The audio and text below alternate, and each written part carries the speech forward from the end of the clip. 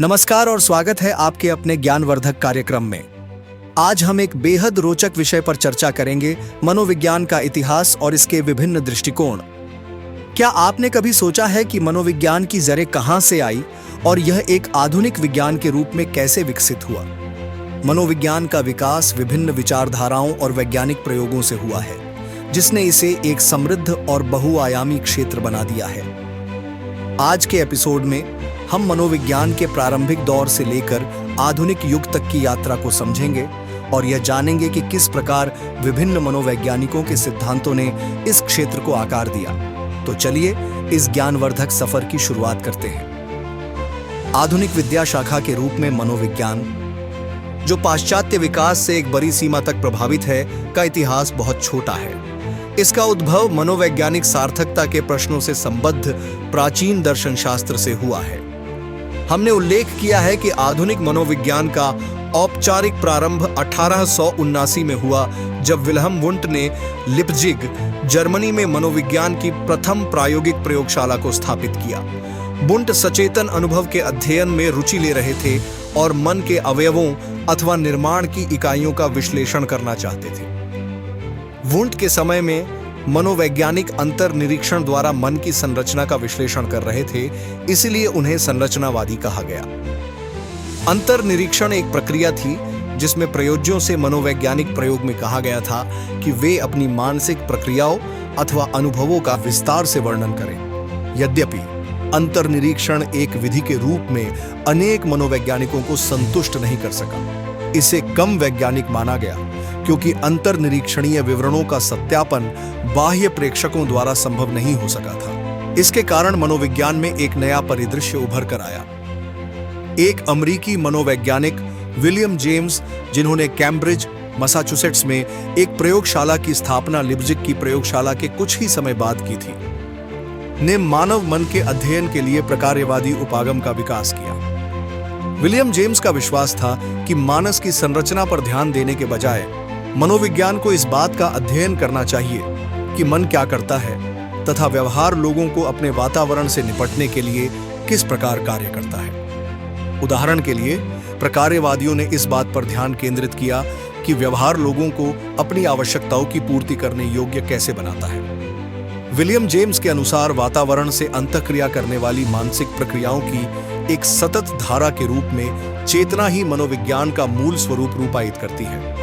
उस समय के एक प्रसिद्ध शैक्षिक विचारक जॉन डीवी ने प्रकार्यवाद का उपयोग यह तर्क करने के लिए किया कि मानव किस प्रकार वातावरण के साथ अनुकूलन स्थापित करते हुए प्रभावोत्पादक ढंग से कार्य करता है। 20वीं शताब्दी के प्रारंभ में एक नई धारा जर्मनी में गेस्टाल्ट मनोविज्ञान के रूप में वुंट के संरचनावाद के विरुद्ध आई। इसने प्रात्यक्षिक अनुभवों के संगठन को महत्वपूर्ण माना। मन के अवयवों पर ध्यान न देकर गेस्टाल्टवादियों ने तर्क किया कि जब हम दुनिया को देखते हैं तो हमारा प्रात्यक्षिक अनुभव प्रत्यक्षण के अवयवों के समस्त योग से अधिक होता है। दूसरे शब्दों में, हम जो अनुभव करते हैं वह वातावरण से प्राप्त आगतों से अधिक होता है। उदाहरण के लिए, जब अनेक चमकते बल्बों से प्रकाश हमारे दृष्टिपटल पर पड़ता है तो हम प्रकाश की गति का अनुभव करते हैं। जब हम कोई चलचित्र देखते हैं तो हम स्थिर चित्रों की तेज गति से चलती प्रतिमाओं को अपने दृष्टिपटल पर देखते हैं। इसलिए हमारा प्रात्यक्षिक अनुभव अपने अवयवों से अधिक होता है। अनुभव समग्रतावादी होता है, यह एक गेस्टाल्ट होता है। हम गेस्टाल्ट मनोविज्ञान के विषय में प्रत्यक्षण के स्वरूप की चर्चा करते हुए अध्याय 5 में अधिक विस्तार से पढ़ेंगे। संरचनावाद की प्रतिक्रिया स्वरूप एक और धारा व्यवहारवाद के रूप में आई। सन 1910 के आसपास जॉन वॉटसन ने मन एवं चेतना के विचार को मनोविज्ञान के केंद्रीय विषय के रूप में अस्वीकार कर दिया। वे दैहिक शास्त्री इवान पावलोव के प्राचीन अनुबंधन वाले कार्य से बहुत प्रभावित थे। उनके लिए मन प्रेक्षणीय नहीं है और अंतर्निरीक्षण व्यक्तिपरक है, क्योंकि उसका सत्यापन एक अन्य प्रेक्षक द्वारा नहीं किया जा सकता है। उनके अनुसार एक विज्ञान के रूप में मनोविज्ञान के अप्रेक्षणीय तथा सत्यापन करने योग्य है, इसी पर ध्यान केंद्रित करना चाहिए। उन्होंने मनोविज्ञान को व्यवहार के अध्ययन अथवा अनुक्रियाओं, उद्दीपकों की जिनका मापन किया जा सकता है तथा वस्तुपरक ढंग से अध्ययन किया जा सकता है के रूप में परिभाषित किया। वॉटसन के व्यवहारवाद का विकास अनेक प्रसिद्ध मनोवैज्ञानिकों द्वारा आगे बढ़ाया गया, जिन्हें हम व्यवहारवादी कहते हैं। इनमें सबसे प्रसिद्ध स्किनर थे, जिन्होंने व्यवहारवाद का अनुप्रयोग विविध प्रकार की परिस्थितियों में किया तथा इस उपागम को प्रसिद्धि दिलाई। हम स्किनर के कार्य का इस पुस्तक में आगे वर्णन करेंगे। वॉटसन के बाद यद्यपि व्यवहारवाद मनोविज्ञान में कई दशकों तक छाया रहा, परंतु उसी समय मनोविज्ञान के विषय में एवं उसकी विषय वस्तु के विषय में कई अन्य विचार एवं उपागम विकसित हो रहे थे। एक व्यक्ति जिसने मानव स्वभाव के विषय में अपने मौलिक विचार से पूरी दुनिया को झंकृत कर दिया, वे सिगमंड फ्रायड थे। फ्रायड ने मानव व्यवहार को अचेतन इच्छाओं एवं द्वंद्वों का गतिशील प्रदर्शन बताया। मनोवैज्ञानिक विकारों को समझने एवं उन्हें ठीक करने के लिए उन्होंने मनोविश्लेषण को एक पद्धति के रूप में स्थापित किया। फ्रायड की मनोविश्लेषण पद्धति ने मानव स्वभाव को आनंद प्राप्ति की बहुधा लैंगिक इच्छाओं की संतुष्टि के लिए अचेतन इच्छाओं द्वारा अभिप्रेरित बताया, जबकि मानवतावादी परिदृश्य ने मानव स्वभाव को एक धनात्मक विचारधारा बताया। मानवतावादी जैसे कार्ल रोजर्स तथा अब्राहम मैस्लो ने मानव की स्वतंत्र कामनाओं तथा उनके विकसित होने की उद्दाम लालसाओं एवं अपने आंतरिक विभवों के मुखरित होने की इच्छाओं पर अधिक बल दिया।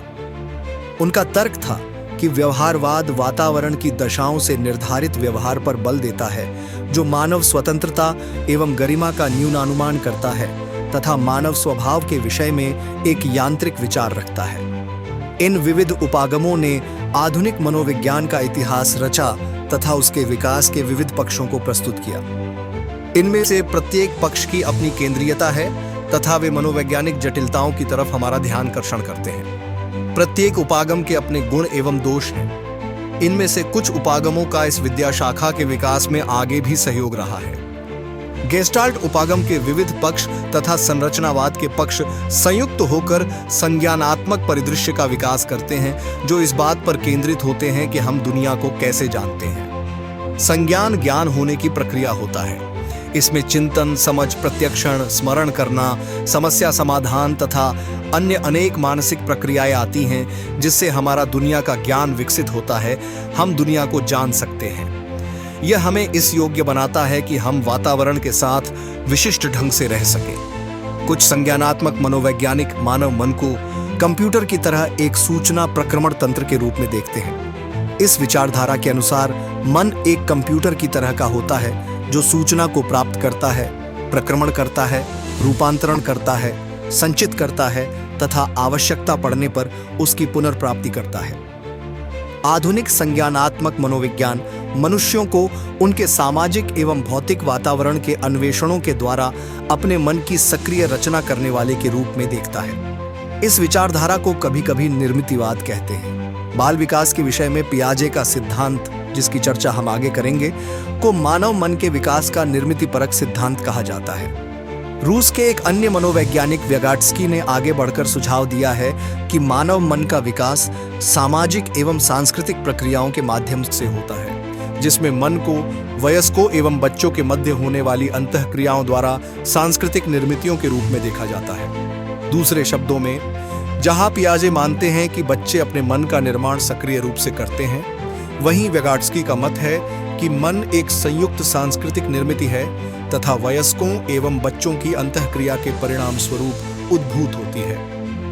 यह एपिसोड यहीं खत्म होता है। अगले एपिसोड में हम फिर कुछ नया सीखेंगे। यह एपिसोड प्रस्तुत किया है जॉब क्रिएटर अभिषेक वेरम और उनकी प्रतिभाशाली टीम ने। तब तक के लिए अपना ख्याल रखें और हमें अलविदा कहने की अनुमति दें। ज्ञान की गहराइयों में उतरने से ही हमें नई संभावनाएं दिखती हैं। अध्ययन करें, सोचें और आगे बढ़ें।